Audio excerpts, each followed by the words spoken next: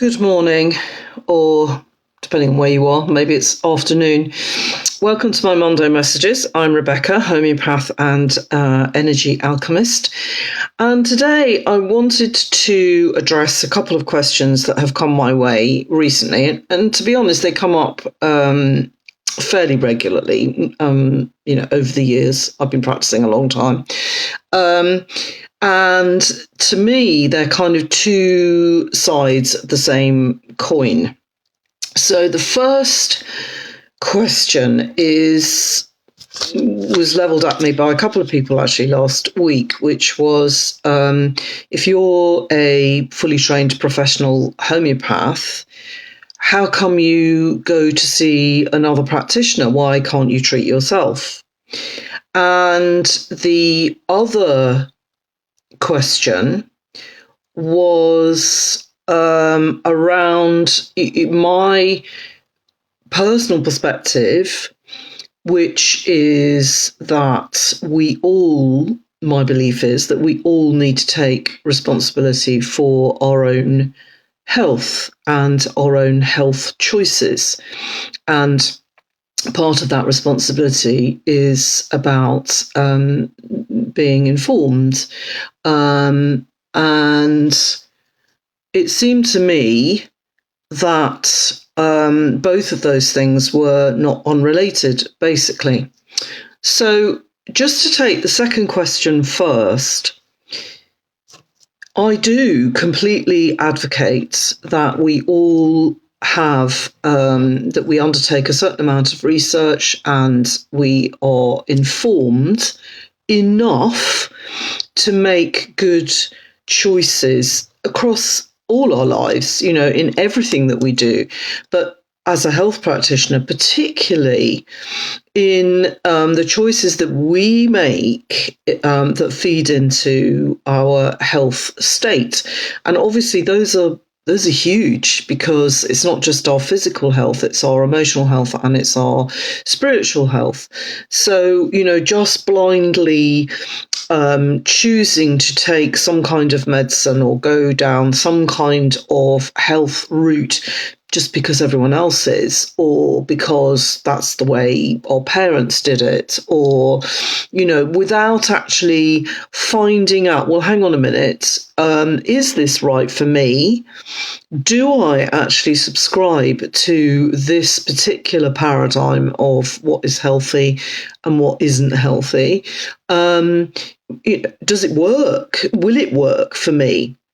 Does it resonate with me? Does it, how am I measuring any potential successes or failures? All of those kind of things. I'm not going to go into great detail about that because there isn't the time at the moment. So I absolutely 100% believe that we have that responsibility, and the more we exercise it, then the more informed we're going to be, but also the more empowered and the more healthy we are going to be. And mostly my clients have already taken on that responsibility, and they have found out that perhaps other health choices that they've been making kind of habitually without really thinking about it have turned out not to be as helpful as they were led to believe. And that's what's led them to homeopathy or to QTT, to coaching, to any of the other modalities that I offer. So going back to that question about taking responsibility for our health does not exclude working with other people, consulting with other people, getting the help, the support, the access to resources that will help us, that will support us, that can fast track us trying to do it alone. We're not meant to do these things alone. When we're sick, and especially when we're sick in a chronic way, or even in an acute way, we often can't think straight. We often might be in a state of fear or anxiety, and we all know none of us make good decisions when we're in that state. So it is definitely going to benefit us from having a professional of some description to be there, to hold our hands, to ensure, to be an advocate for us even.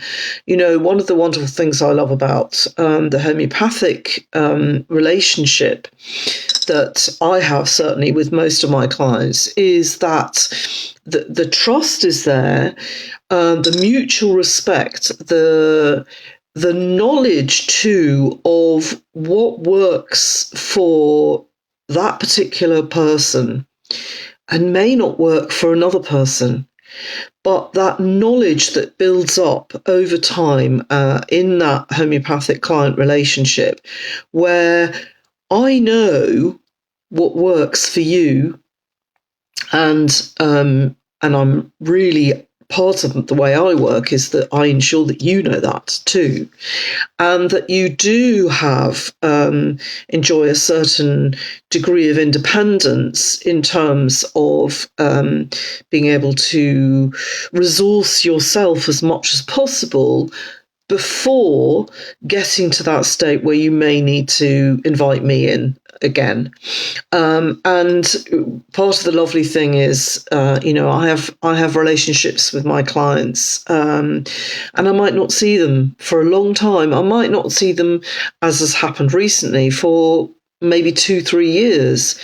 And then something will happen, a bump in the road, life, something where they can't see the wood for the trees and they need to consult with me to get to the bottom of it. And because I know them well, and because we have that mutually respectful and trusting relationship, we do get to the bottom of things very, very quickly. So I hope that answers the second question of, if you're advocating that we all take responsibility, why would you want to why would you want to access other resources? So I do hold my clients ultimately responsible because I can hold space for them.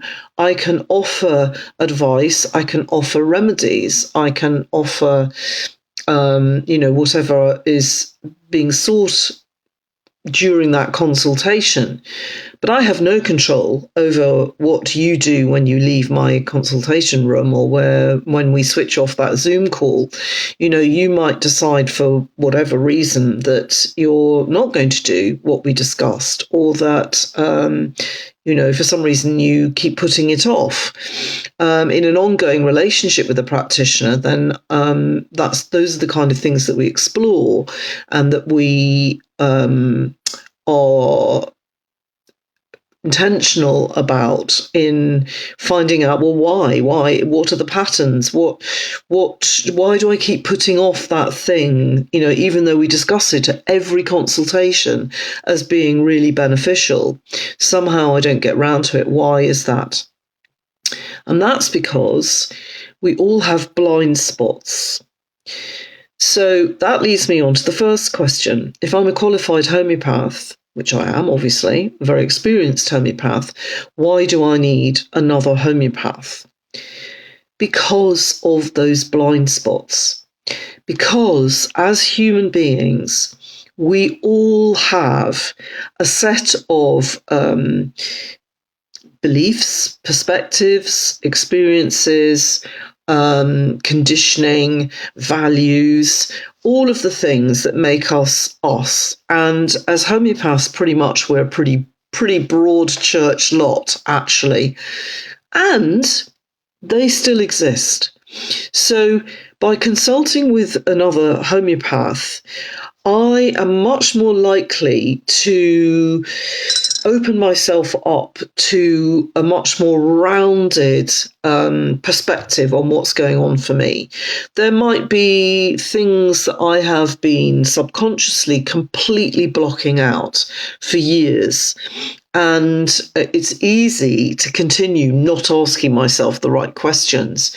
But if I place my trust in another practitioner, they are going to ask me those questions. And they're going to be pretty persistent about it if they detect that there is some link between that, whether it's an emotional thing, a spiritual thing, or even a physical thing, that I'm kind of deliberately not going there, that I'm not recognizing, maybe playing into my current health state. I'm also inviting in the fact that different homeopaths practice slightly differently.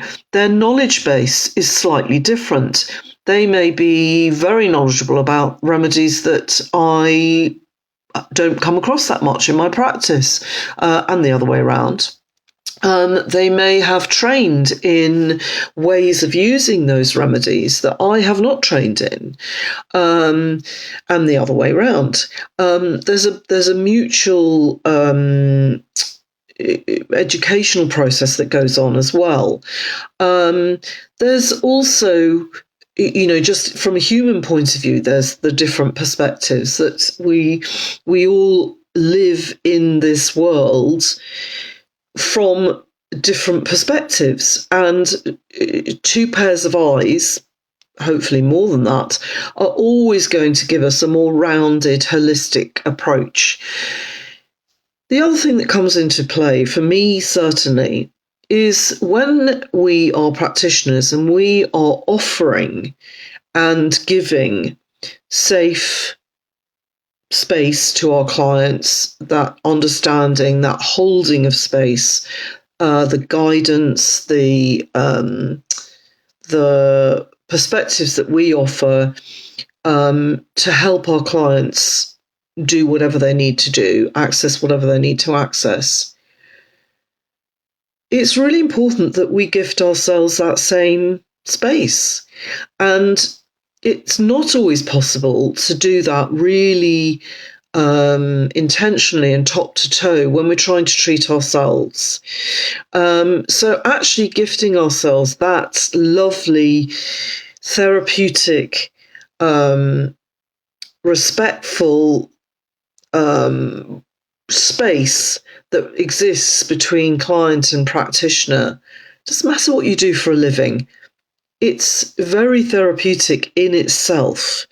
And often just when we stop and we have the time to really feel things, and as I say, to respond to perhaps questions that we're not willing to ask ourselves, that is in itself hugely healing. And why would we deny that to ourselves? We also learn, and we pass that learning on to our clients. So it's an ever expanding relationship, and it's an expanding experience. So that's why, as a homeopath, I would consult with my own homeopath.